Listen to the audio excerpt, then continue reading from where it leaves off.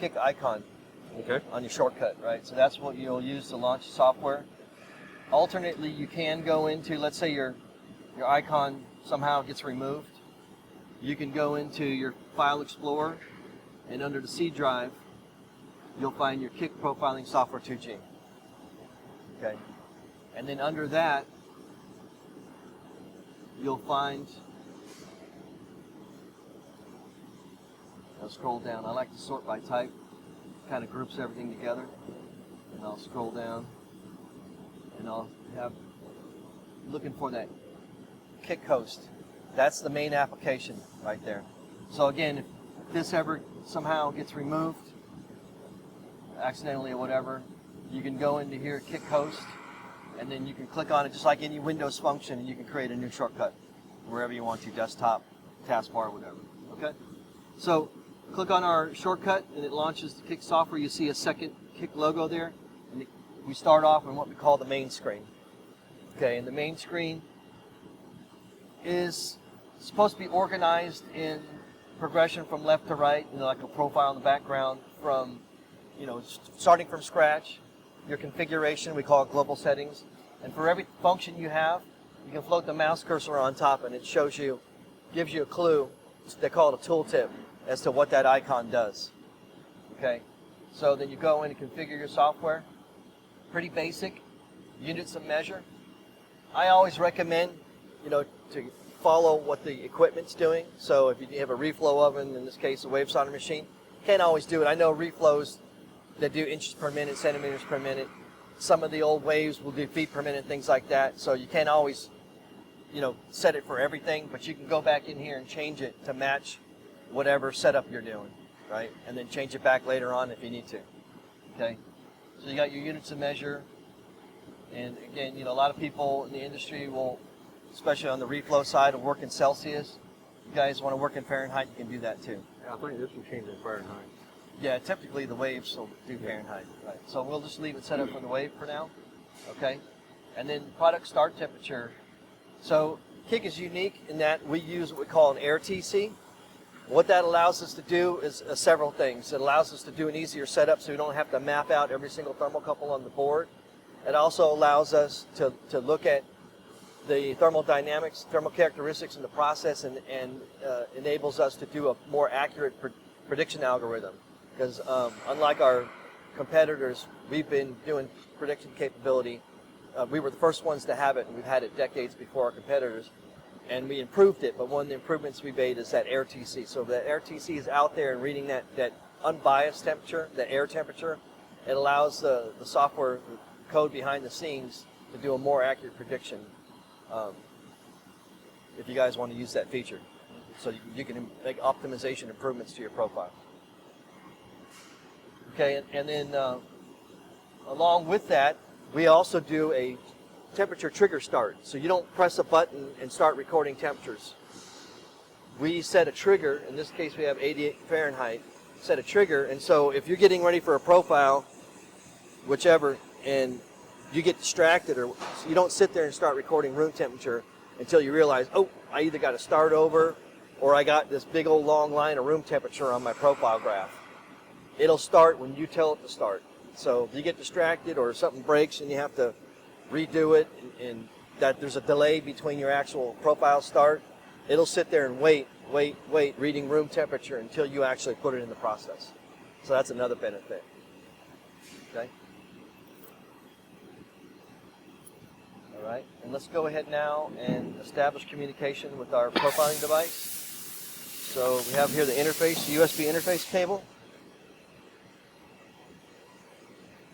So you've not used this yet at all then? No. Okay. Not on wave. No. Here. He does. Do you have a cable already? Yep. Okay. You're gonna.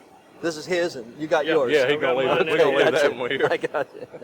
All we're going to do is move this back and forth. Okay. And the dongle. And the dongle. Steve can't get us one.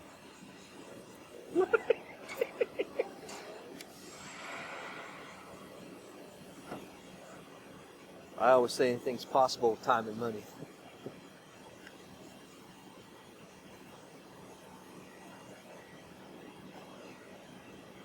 Okay, so I was just waiting it to go into its turn on sequence. I call it boot up sequence. So that's showing us we almost have a full charge. It's charging that last little bit. So it's probably about like a 70, 80% charge right now. Okay. Just so you know, the rule of thumb is about for a minute of charge, a minute of profiling. So I don't know if I told you that before last time we talked about this. So if you pull it out of the drawer and whoever left it on, battery's drained, plug it in right away and then let it charge. By the time you get set up ready to run a profile, you'll probably have enough charge to run a profile. Right? Well, let somebody unplug it. That stays plugged up. That's good. That's good. Okay.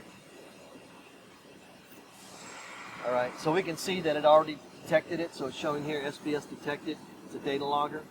Okay. And then language.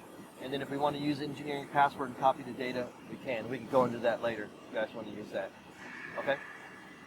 So hit the green check mark, confirm our settings. All right. So the next step would be now to define our process window. Do we already have that defined? We can define it later too. We can run the profiles and then define that on the back end as well. Okay. So the next step would be to check our hardware and make sure that's working. So we can see the SPS is found and ready, but we have no thermocouples plugged in. Battery voltage is 80%, so we can verify the battery voltage. And then internal temp, of course we want to make sure that, we're starting out, should be relatively around room temperature. And then that just lets us know its maximum capability, what it's configured for. There could be different units out there configured for special purposes. This is like standard, and that's what we should be seeing. Okay, and then it lets us know our software key's plugged in and what capabilities it's programmed with. All right, and then we do have an option where if the profiling software 2G was installed on a piece of reflow or wavesound equipment that was compatible with the KIC software, they would actually communicate with each other and swap data. You see it more on reflow ovens than you do on wave, but again, it's a cooperation between the equipment manufacturer and KIC, where they write code that allows the two softwares to talk to each other. And that will basically save you the effort of having to type in the conveyor speed set points manually. And it'll just transfer that data and the recipe name. It'll transfer all that data automatically. But in this case, we don't have it. Plus, we're installed what we call standalone on its own separate piece. Okay? And then you also have here, if I close this and click on this, this is actual soft button. It opens that screen back up. And so you can see the status here, but you can also see the status here. If there was something wrong with the unit, if it was lit up, you could actually go here and it'll tell you, give you a description of what the error was, what the fault was. Okay, for better troubleshooting. All right? Any questions? No. All right. So we'll go ahead and green check out of that. All right, so the next step is to set up and get ready for a profile.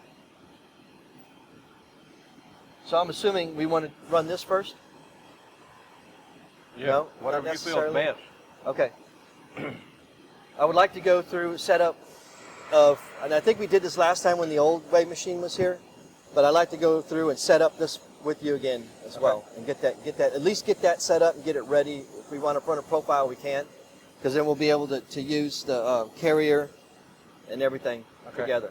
All right.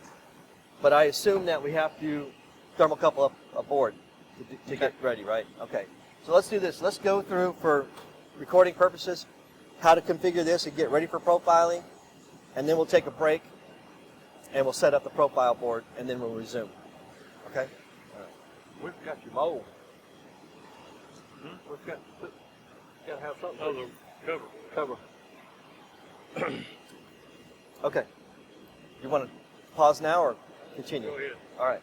So again, as you're used to, we can define since this is brand new software, we can define it.